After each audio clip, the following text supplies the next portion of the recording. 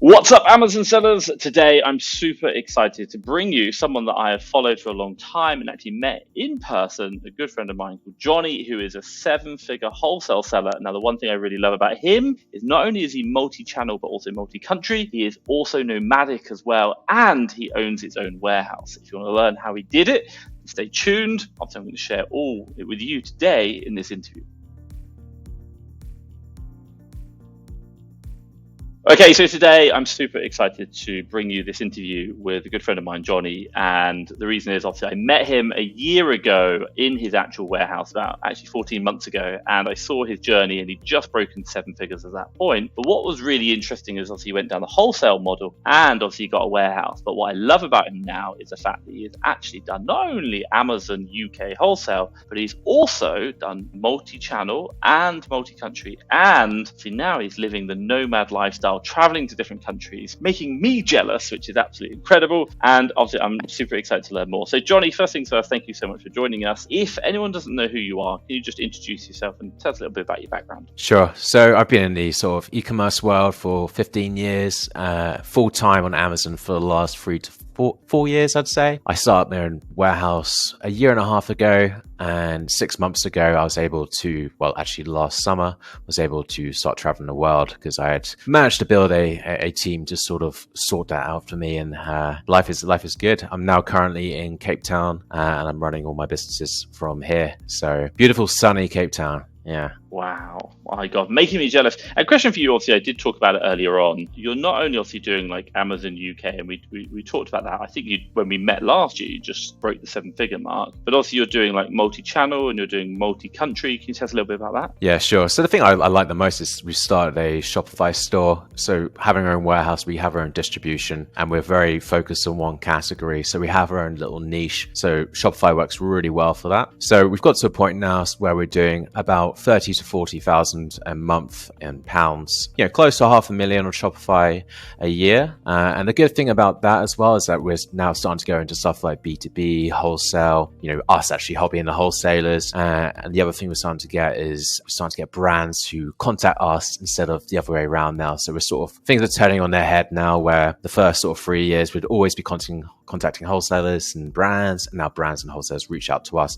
because of that sort of Shopify traction and all the reviews and the sort of credibility we have through that Shopify store. So I've really liked that journey and getting to where we are. Really proud of what we've built, and it's quite nice to have your own brand, and it makes sense because we have the warehouse and there's no more overhead. It's just another selling channel for us. Apart from that, I have a German Amazon business, so that was up and running last year. The admin side and getting started in Germany is a lot more difficult, but we sort of specialize on exporting stuff to Germany and then selling on the German marketplace. Even though we don't sell as much in Germany and send as much in Germany, the actual sales volume now far surpasses the UK sales volume. So, we've had SKUs selling, just one SKU selling over €1,000 a day over Christmas. And that sort of like reminds me of sort of 2019 Amazon UK selling like Fortune's chocolates and stuff. So it's nice to have that. And that's something we're trying to get going, really trying to enter Europe through that way, but things take a bit longer. But yeah, apart from that, our main driver still, main volume is through Amazon UK, and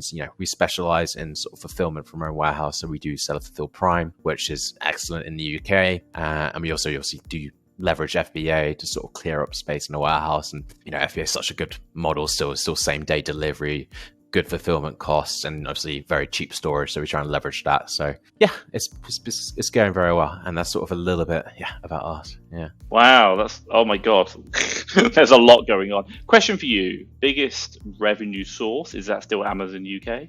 Yeah, it's absolutely Amazon UK. I just don't think it's not going to change for a very long time. I've always sort of recommended this to sort of beginners, and I think you do as well, as, focus on Amazon first and get that to a good level where your system's in place, you've got a good team, and it's all very nicely oiled. So Amazon UK is still our biggest revenue stream. And I think on Amazon UK, we're doing about 1.6 mil a year, but our margins are pretty good and much higher than last year due to sort of Seller Fulfill Prime and really improving our pricing skills and all that other skills, settings and all that sort of thing.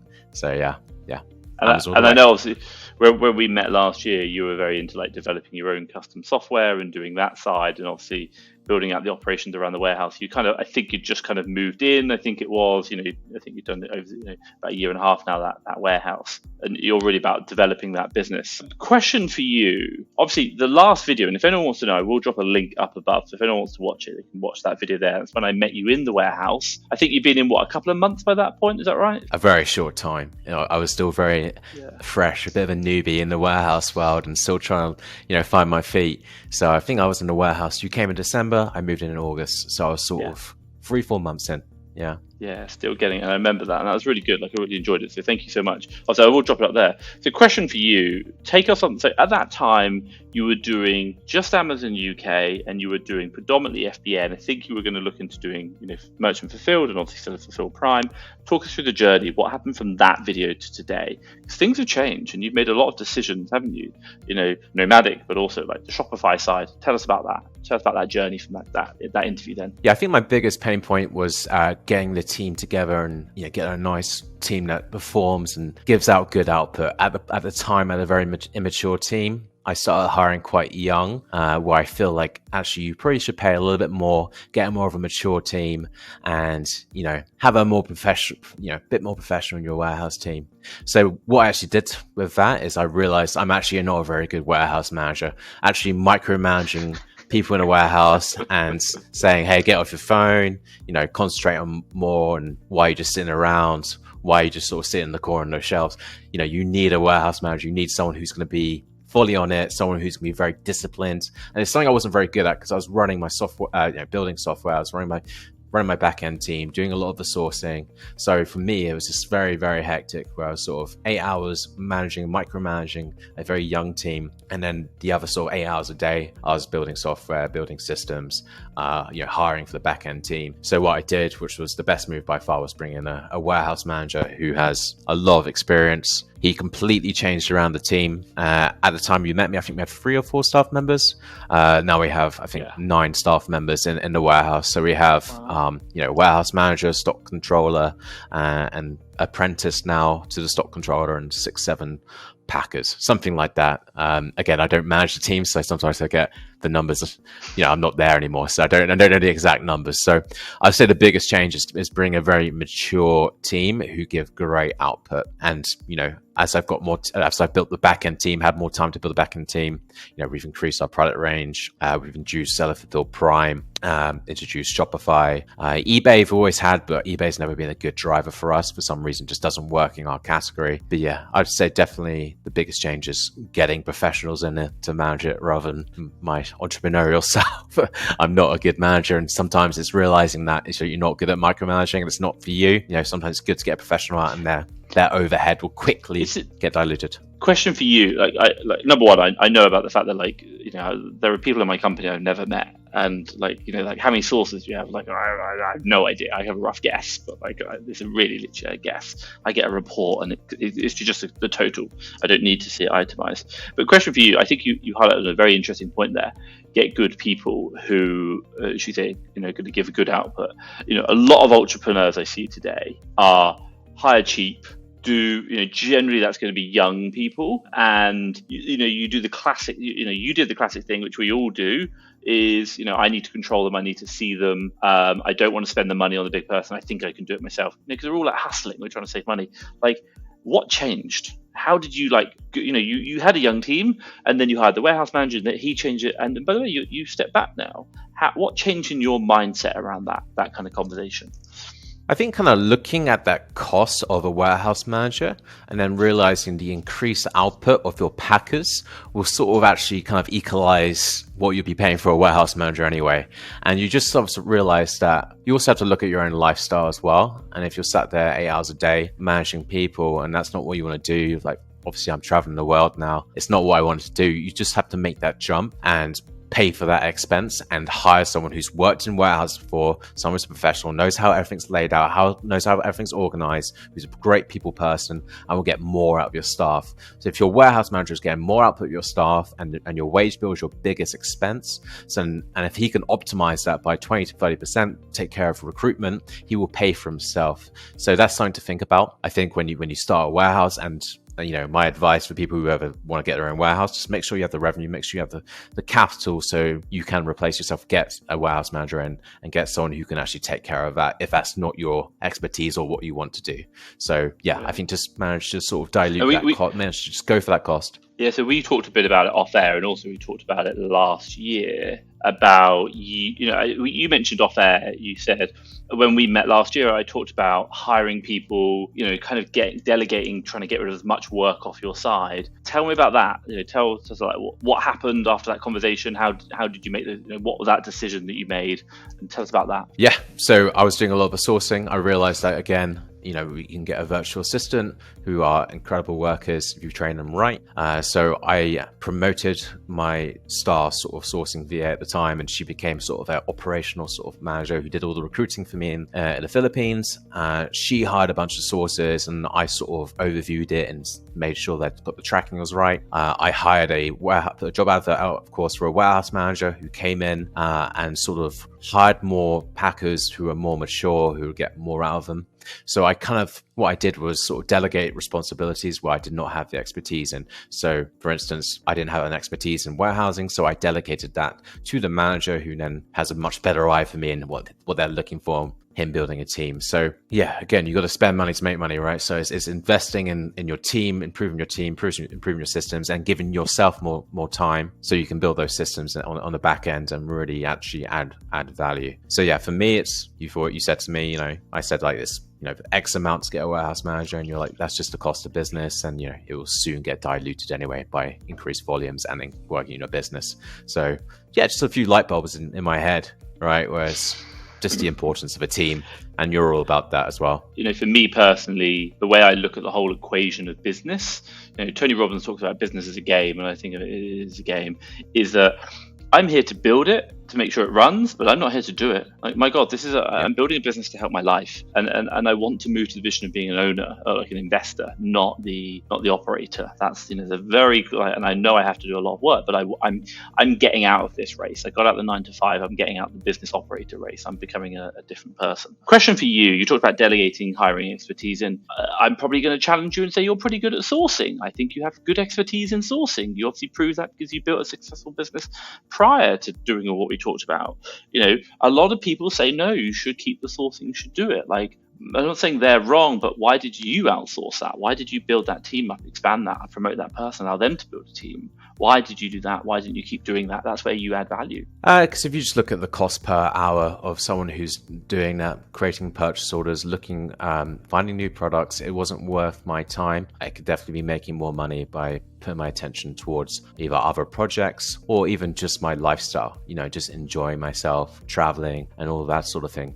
But mainly for me, it's like, it's not worth my time to find new products. There's a lot better return on investment by me building systems to enable them and to increase their return on investment, right? So if I can build systems that will increase the output throughout the team, build, like you said, and actually not operate, my cost per hour is higher than what theirs is. So my time is more valuable in creating systems than actually operating in those systems. So again, it's like you said, it's a calculation, right? For me to build a system, increase input, output, and increase automation in the business is way more valuable than me looking for new products and when I could get someone and train someone to do that.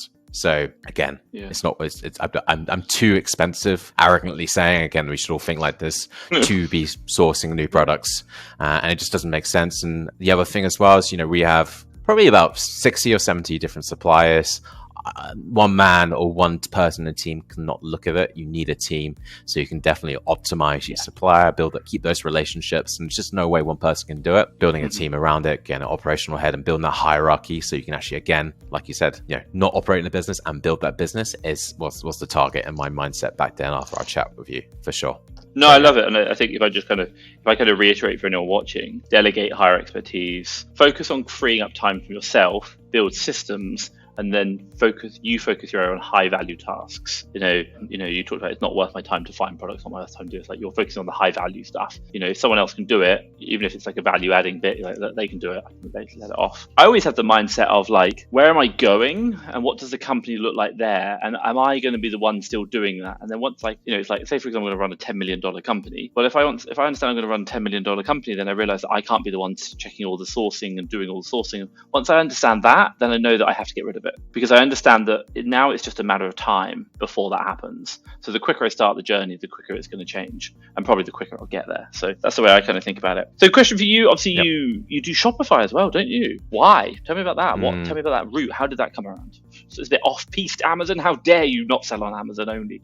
I do think there's an importance in building your own brand. I did mention in sort of the introduction that what Shopify has done for me is brands and suppliers. I'm 100% in wholesale, so I deal with brands and distributors. It's now turned around, and the brands and suppliers are now contacting us because we've built that reputation as a great store. We only focus on one category, so we wanted to be renowned in that category, as a top person in that category, and it opens our doors and diversifies our business a hell of a lot. So what's happened now is we can now go into the B2B route. So say we want to import a container from America, we can sell 75% of that before it lands. You can't do that on Amazon, but we can, because we have a Shopify brand that we've built up, we can now go into B2B.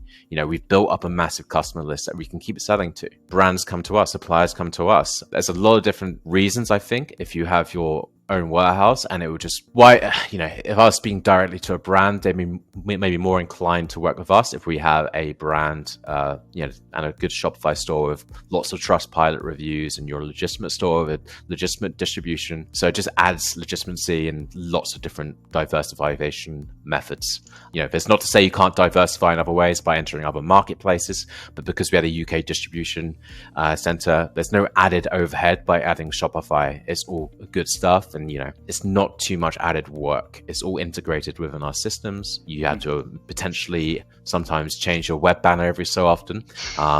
Promotions and stuff like that. I've automated all that, so it just kind of runs like clockwork. Apart from maybe some custom tape for our boxes, it's not much more overhead. Obviously, customer service and stuff like that. But the rewards have really started to pay off now, and I'm really glad I did it. I like the brand as well, and I get more fulfillment from that now than Amazon, I guess, because it's nice. It's your own brand. It feels. Yeah. I think it's really interesting. I've spoken to a lot of people who have I've spoken to people who sold businesses, Amazon businesses, and I've also spoken to the aggregators who've purchased businesses.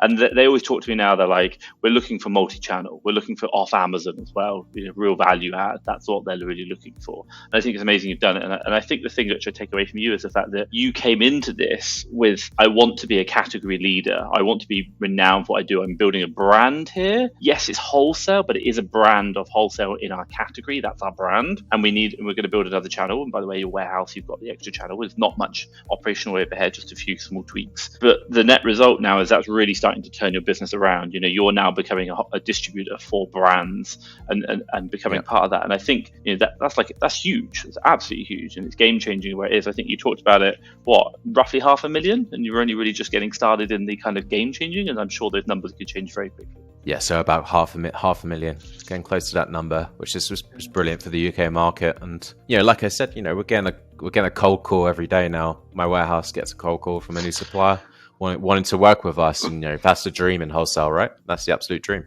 Yeah. Wow. Can I ask, by new supplier, do you mean manufacturer, or do you mean like other distributors and wholesalers wanting to buy from you, or like what does that mean, may I ask? So it's usually a wholesaler. It could be a exporter. Yep. We deal with one of our specialties is we deal with stuff around the world. So we have people from America contacting us saying, hey, can we export to you? We'd love to work with you. We have brands reaching out saying, I think our brand would work really well in your store. Do you want to carry it for us? So with distributors, we do have the classic wholesalers contacting us as well. All sorts. Sort of in our category, sort of exactly what we're selling in the store. So obviously it's refined to what we're already selling, and they think they'd work. So usually they do work. So it's nice. I can't complain about that. It's the best thing. Hey, I think you're right. How my God, obviously you're really big on Facebook, and you have a community, and one of the common questions is how do I get in contact with suppliers? They won't sell to me. And you're like, I'm getting it the other way around. They're contacting me and they want to sell to me, not that I'm having to chase them up. I think, well done to you for achieving that. Question for you. You got a warehouse, didn't you? But also you're now traveling. Tell me about that. Like, why did you do the warehouse? Why are you traveling? Like, I don't like, obviously those two things, I remember having this conversation with you, they don't go hand in hand. Most people who have warehouses do not travel. Tell me about that. How did that come around? So, I've traveled a lot. 3-4 years ago, I was in Thailand for 3 months, loved it. Before the warehouse, I'm in a category and I'm in the UK marketplace where there's such a thing called minimum order quantity. That had a massive hit on the category that I'm in. The other thing about being in the UK and why I'd recommend I'd say it's better to have a warehouse in the UK than America, is in the UK, Seller Fulfilled Prime reaches the whole entire of the UK. In America, it doesn't reach that far. FBA has a bigger reach, but Seller Fulfilled Prime for me in the warehouse, I get cheaper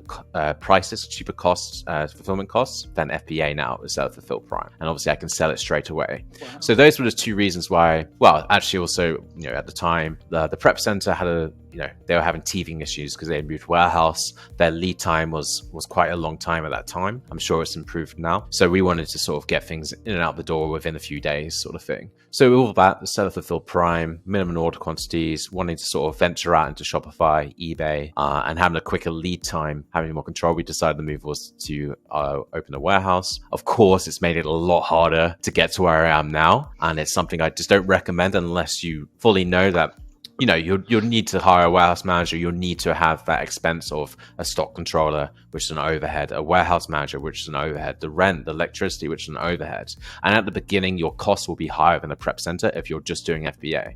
So if you're getting a warehouse, it's like, have that plan of venturing out into different fulfillment methods, marketplaces, and be able to diversify your business. Because I 100% do not recommend, if you're just an FBA only business, no way get a warehouse, because dealing with payroll, staff, it's just not worth it. But to get to that point, to answer your question, I had a warehouse manager. The first one didn't work out. Got the second one, and he's just excellent. He's built a team himself. It's his team. He's got a really good bond. When I first left, it was a little bit maybe a bit weird. Maybe the old staff members were still sort of saw me as the boss, but now everyone sees my new manager as the boss. He's a fantastic negotiator. So when suppliers call him, he's very good at speaking to suppliers and salespeople, very good at customer service. So again, it's finding that warehouse manager and then building a sort of mini hierarchy, which will naturally form as you get more people in the warehouse, that will enable you to leave. So now if, say, the warehouse manager gives his notice and it's 3 months to leave, I probably have people under that who can fill in for him because we've built that natural hierarchy.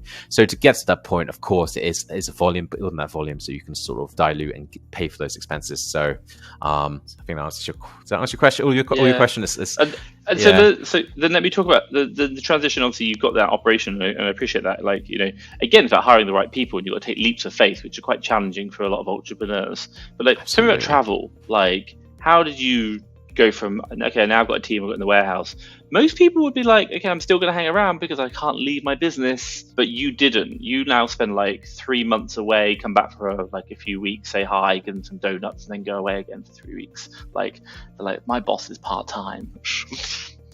How do you deal with that? Yeah, I guess you got to look at stuff like Jeff Bezos and people like that, and do they go walk into their warehouse in the UK and have an understanding if you want to grow something bigger, eventually you have to let go and let other people who are better than you at managing a warehouse and dealing with forklifts and pallet trucks and give them the responsibility. And like you do, make sure you have solid sort of KPIs and make sure everything is trackable and build those systems to make everything easier for them. I felt comfortable enough with my systems and the KPIs I set up where I could walk away and they could take care of. And that takes a lot of work. That took my software, that took a lot of different things.